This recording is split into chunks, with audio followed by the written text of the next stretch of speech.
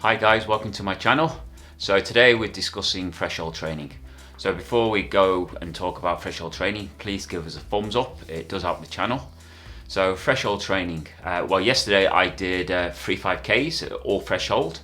My first 5K I did in 17:20. Then I had 5 minutes recovery. Then my next one I did again in 17:20. 5 minutes recovery, and then in my last one I did it in I think 17:35. I think those are the times. I need to write this shit down, I keep forgetting. So that was my threshold training today. Threshold training, why do you need to do threshold training? Well, yesterday I was talking about VO2 max. You need to do VO2 max and threshold training. If you only do say VO2 max, eventually, you know, it's like riding a bike with having no nuts on the wheels, and eventually you're going to come off, hit the wall, and that's it, game over. So you need to do VO2 max work and threshold training together.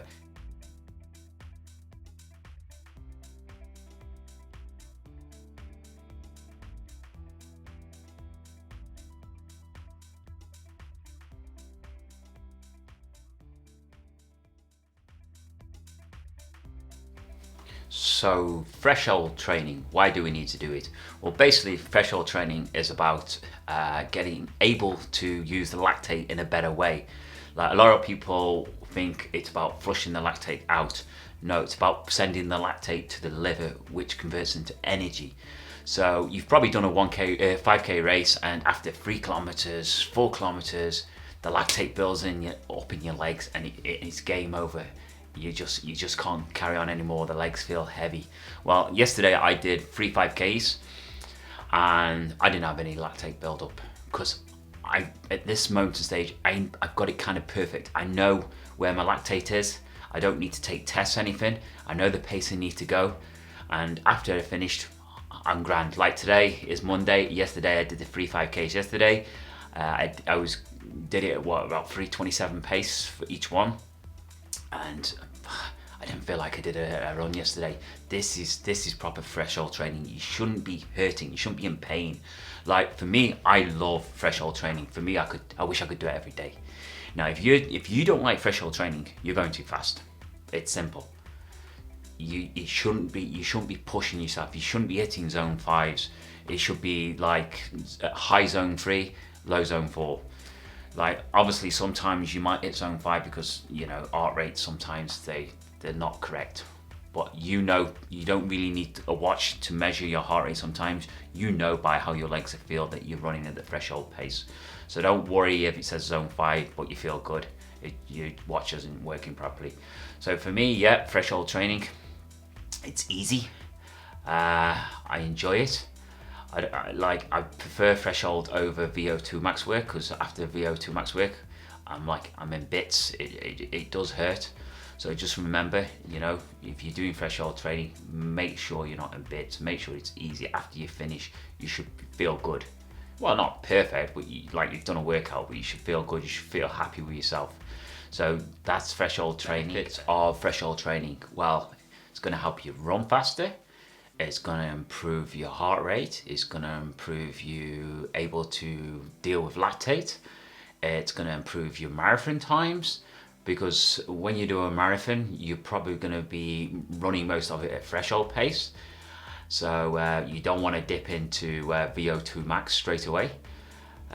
It's going to help you feel less tired. So for instance, like there could be a guy with a massive ability, and there could be somebody like me who, say, for instance, I run 5K at 16:30, and the other guy with the massive ability runs at 16:30 as well. And I'm doing a lot of threshold training.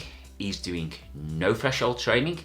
So when it comes to a race and he's having a bad day, I probably will run, say, 16:50, because I've done a lot of threshold training and I'm able to deal with VO2 max, where he's not done much threshold training.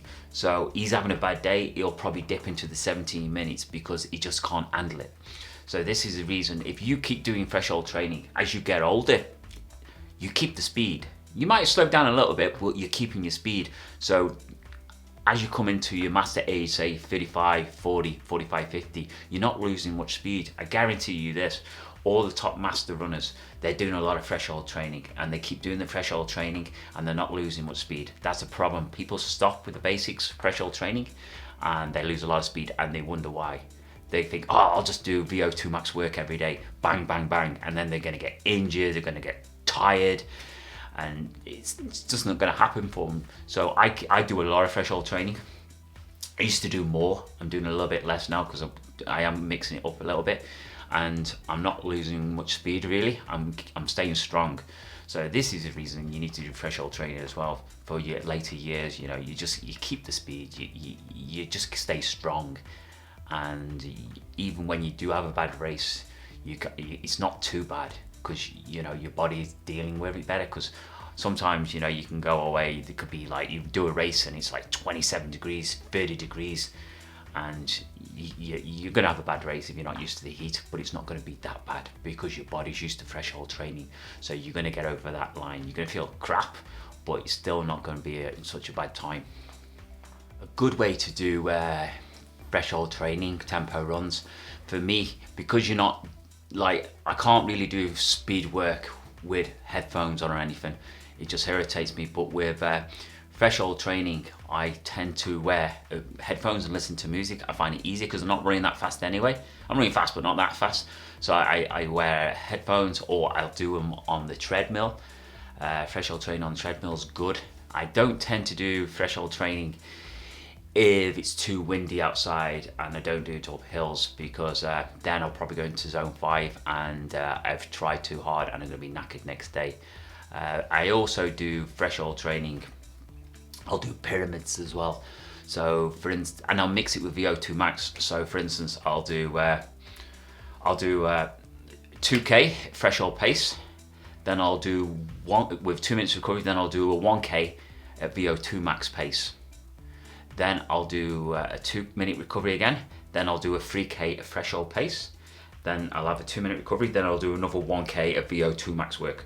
So I will mix them two together, and it's a good workout. The pyramids is lovely. A lot of people will do pyramids all at threshold, but I tend to like to do threshold and VO2 max together. Sometimes it does, you know, helps you get used to certain conditions when you're in a race. So just remember, guys, train hard or die trying. I'll put a video up there of VO2 max work, and I'll see you guys next week. I will be doing 5K TT this week with no watch. Well, my watch will be covered up, so that'll be interesting. I haven't got a clue what I'm going to run. I could run anything, to be honest. So see you next week, guys. Enjoy your day.